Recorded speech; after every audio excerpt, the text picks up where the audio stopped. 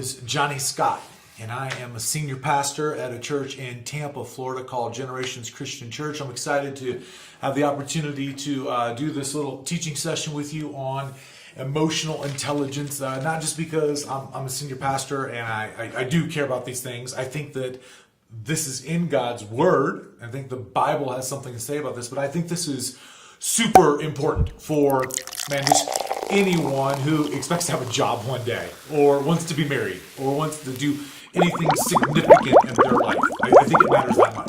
And so, I want to walk you through some things, just to help you. And I think I've got a unique way of doing it, but, a little bit of the academic side first. I think it's helpful. The term emotional intelligence comes on the scene in 1964. This guy named, probably butcher's name here, but it's Beldock, okay? Belduch, I believe.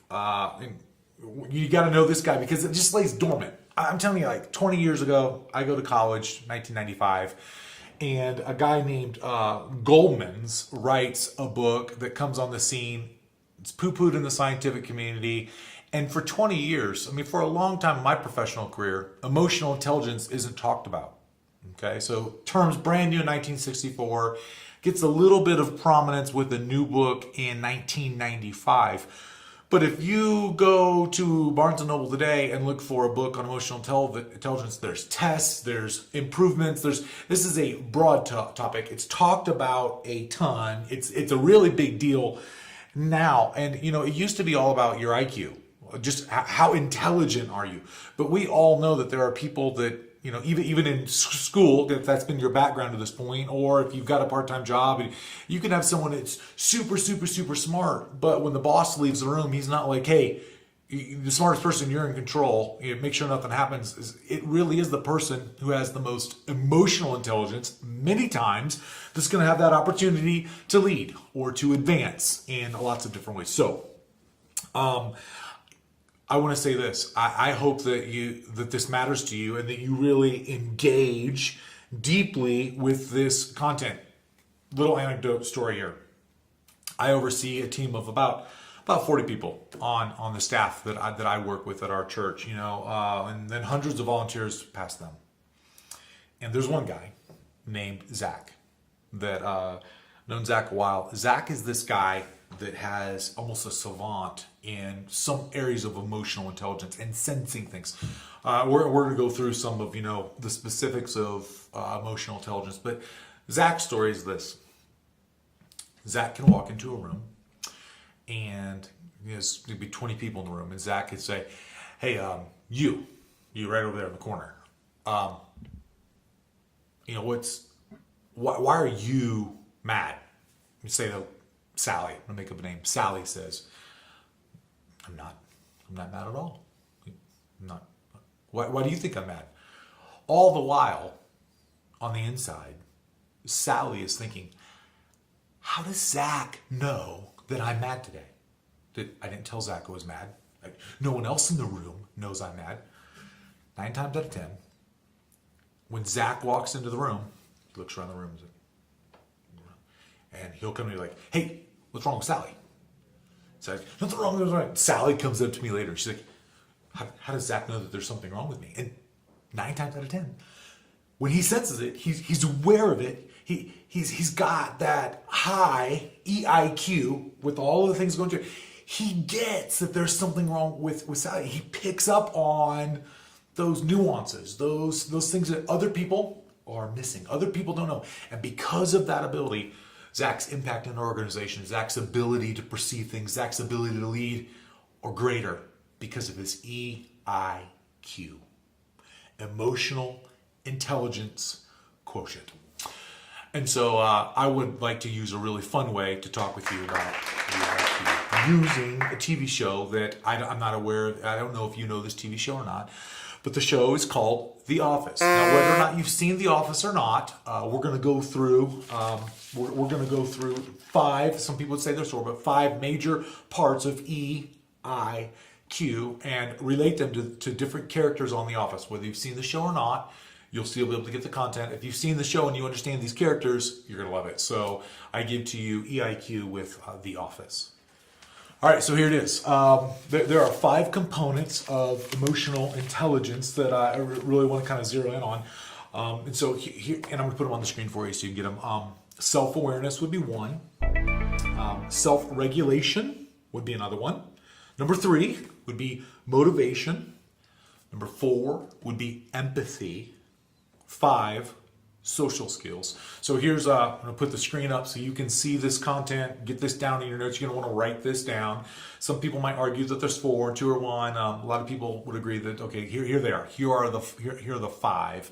Self-awareness, self-regulation, motivation, empathy, and just social skills. Okay, so I want to go through some of the members of the office and kind of relate them to them. And I would say there's some characters, with all of these, they fit maybe all of them, but some of them really zero in on one. And the hero of the show, probably one of the main guys, depending on your own personality, but would be the boss of the office. Okay, the boss of the office is a guy named Michael Scott. Okay, Michael Scott lacks the number one thing, self-awareness. He's not good at all with his own self-awareness. He walks in a room, he can't read the room, he doesn't know what's going on, and he hurts the company, damages the company, stops productivity, doesn't have opportunity to excel or impact other people or just raise the profit, because he doesn't realize that what he's doing most of the time is contrary to what's supposed to be happening in the room. Michael Scott. And here's the thing with self-awareness. You don't know what you don't know. Now, in all 5 of these areas, what's great about, I would call the TV show The Office a case study for this reason. They're extreme in nature, okay? So maybe you look at some of these 5 things, and my goal in this, as you're going through, is that we would all raise our level of self-awareness.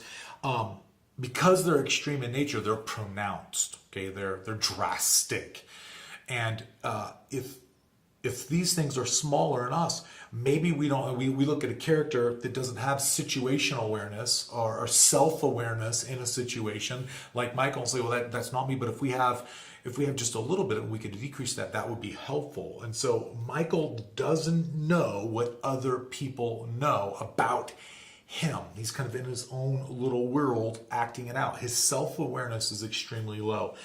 This next one I think is really easy for people to get. Self-regulation. The character in the TV show The Office that we look at is Dwight. Dwight gravitates towards one little thing, and then he is just off the radar. There are no controls or moderation or ability to turn something back, turn something down. A funny moment happens or something lighthearted in the room, and Dwight goes to 110%, where a normal person would be able to experience that moment, transition. Dwight goes crazy with that, and we can think of lots of extremes where he just goes off the reservation with not being able to regulate himself. Okay. Another one, I think this stands out really well. The third part of emotional intelligence would be motivation. Okay, now Stanley is a great example of this, because Stanley is a character on The Office, and his character on The Office doesn't care enough. Okay, and motivation can go 2 ways. You can care so much that you get into something and you lose yourself in it, and the boss is like, well, we can't give them that project, can't give that thing, because they're going to go crazy. Stanley is the opposite end of the spectrum. He doesn't care enough. So you can care so much that you're erratic, or you can care so little that we can't give you anything. Stanley cares about nothing ever. And when you're communicating that to boss, that's not going to go good for you. And if you're communicating that and you don't know it, then you're just always confused. So you got to know. You have to have enough EIQ to know that you're off on motivation or one of these other things. So here's another one. The fourth is empathy. The character I would put with empathy would be probably, man, this one gets hard because so many of them struggle with empathy. But Meredith and Creed would probably be the two biggest with empathy. They're kind of off the chains with this. Something terrible happens to someone, and they're not sensitive enough to stop the task and address a person's feelings so that the whole organization can then like kind of regroup and get back to work. They just steamroll. It's like, oh, that happened to you. You're going through divorce, and they literally don't care. Or something tragic happened to someone in your family, and productivity in your workplace or your company or whatever goal you have is decreasing. If you can't slow down, react, care for a person a moment, regroup everybody, and then move on to the task, you're never going to have the ability in whatever entity, organization, goal thing that you're doing to advance, to move on. So you've got to have empathy, okay? So the next one would be this, social skills. With this one, I would put someone that I feel like is practicing. Kelly is lacking this, but she's like a toddler that's learning some social skills, but she doesn't have enough of them yet, okay? And so she walks into environments, maybe you walk into an environment, and you don't know how to interact with the simplest of things because you're lacking just simple things that, like, how do you react at a birthday party? How do you react when celebrating someone else's good job? What are the small things you do in everyday life situations that help you navigate, assimilate into culture, and then not only do that, but like elevate your game to where you can help move a culture towards its goals? Kelly is like a toddler where she's got a few of those, but she's missing the point. So these 5 areas: self-awareness, self-regulation, motivation, empathy, and social skills are all 5 areas where we all need to be improving to help our EIQ be raised. Now, what I want to look at next is how do we get more of these skills? And we're going to continue to kind of look at the office to kind of help us with that. Okay, so if I've convinced you in any way that you want a higher level of EIQ, and there should be this little mystery thing. What if there was something that you thought you knew but you didn't know? What if there's some information about your life and you've always been confused or curious, and it's like a wall that you can't break through? You're looking for some breakthrough in any area of social standing or achievement, and you're like, I'm hitting a barrier and I don't know what the barrier is. This might be it. Okay, that's why this is so important. And so I hope that you're like, okay, I want to engage with this a little bit. What if I don't know what I need to know? I think that this emotional intelligence area is most likely it for all of us, regardless of, we all have a next step in life, right? Okay, so I want to give you like 6 steps that we can all be doing to kind of help us move along. And I really think, just to go back to our little think tank, using The Office and the characters of the episodic sitcom show The Office. It had 8 or 9 seasons running. I think I might have seen them all. I don't know. I'm a fan of the show, but there are 2 characters that they kind of stand outside everyone.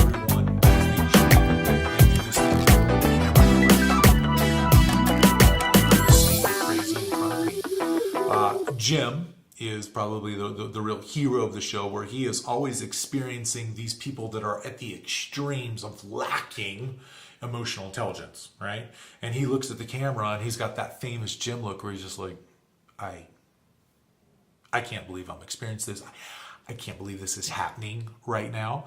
And then his love interest, Pam, also, like, what draws them together is there's only 2 sane people in the room. And it's true that they grow to love these people that lack. I mean, all people are treasure. All people have worth. All people have quality. But your ability to help an organization succeed and for you to exceed drastically has a tie to your ability to have emotional intelligence. And so I would use Jim and Pam a little bit, and the way they kind of point out some things where they're like, the camera pans and they're like, this is what we're talking about. This is crazy.